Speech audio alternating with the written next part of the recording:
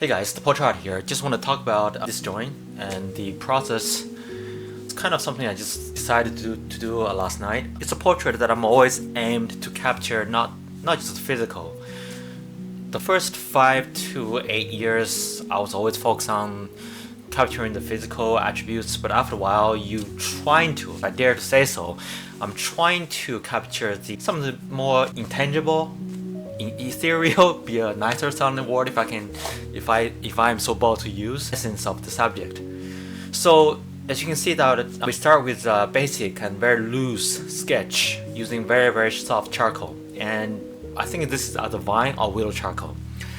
So with this play of light and shadow, you can see this form that is happening, and you can very easily perceive this form like a sculpture. And if you look at the nature of this particular drawing, it's actually the way the light is illuminating the face is actually very similar to Rembrandt lighting, where you see the triangle here.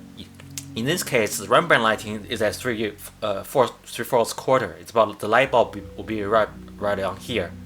For this drawing, I would say that the light bulb will move back a little bit, so there's more shadows, and the triangle becomes a little bit different. So it's probably back, the light will be a little bit backwards and a little bit higher. Light can tell you a lot about a drawing. So I begin with vine willow charcoal. These materials are perfect for setting up the initial forms without committing too deeply. At this stage, everything is fluid. The strokes are very broad and sweeping, capturing the overall shape, and you just want to get this idea of the sense of light across the contours of the face. As the basic form takes shape, we transition to mediums that offers more control and permanence.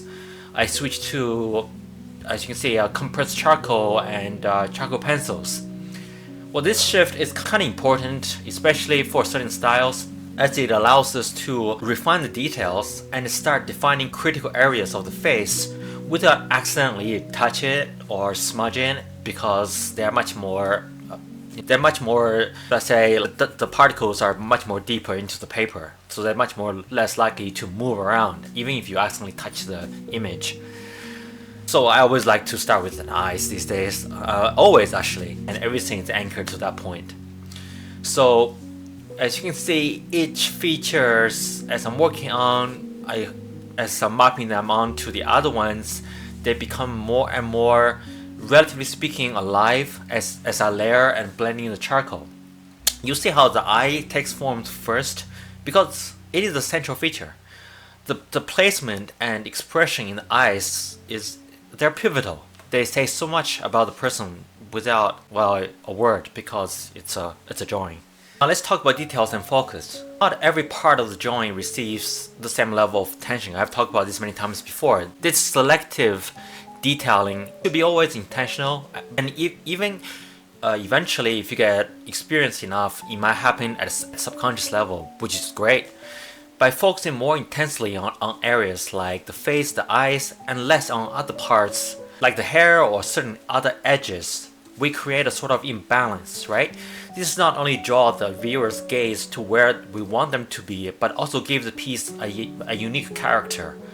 It allows it to reflect individual artistic style, and it allows the audience more chance to interpret, to bring them into the drawing, to the experience a little bit more, because now they have to interpret certain parts of the drawing instead of you doing every part photorealistically, and then they have no room to do their own interpretation of anything.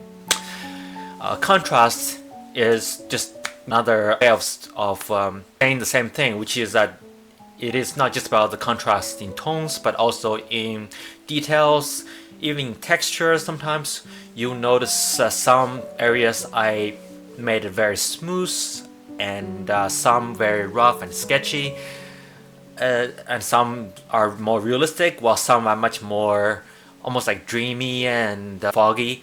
This duality difference between the two is the realistic style and something else that you want to quality that you want to put in is doesn't only enhance the visual impact of the piece, but it also adds, I believe, adds depth. It makes the portrait more engaging, as I said before. As we near completion, I step back frequently to assess the composition. This is the part of the process that is about refining, adjusting contrast, and all dimensions, right? And ensuring that light interact with the form in a way that brings balance and harmony to the piece.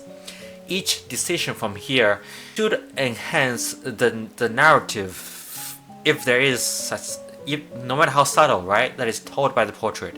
You should feel what the person is like. In this case, she might be a little anxious, a little sad, or she's seemingly free on the outside with the wind, but deep down you feel like there's something bothering her. I don't know. It's up to your interpretation. That's the beauty of it. Otherwise, it gets really boring really fast. And finally, we conclude. Well, I conclude the drawing session, and you should see the artwork always as a journey from the loose form to detailed expression. It's one of the ways you can achieve a drawing, and from, in this case, from masses, almost like from shadow to light, but not necessarily. Some part I just leave that's bright, I just leave it as light. But generally I put a shadow down first, and I use my eraser to bring about light as if it is a tool, not just something to correct a mistake. And I think overall this also is a testament to the power of charcoal as a medium. I made videos before about why pretty much every single fine art school require charcoal is a requirement, not any other medium.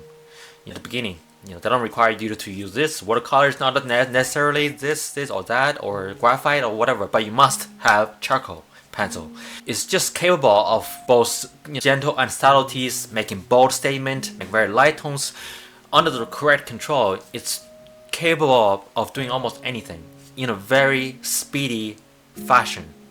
I think every drawing, especially when you want to draw, is interesting, and it could be like a discovery and an exploration, not just of the subject, but of yourself as an artist. And lastly, if you want to work with me one-on-one, it is a possibility. It's not for everyone, but for some it's probably a very good idea. And but I am going to continue to make videos that suits everyone, and that hopefully benefits everyone. So yeah, until next time, just keep drawing and have fun with it. Until next time, cheers.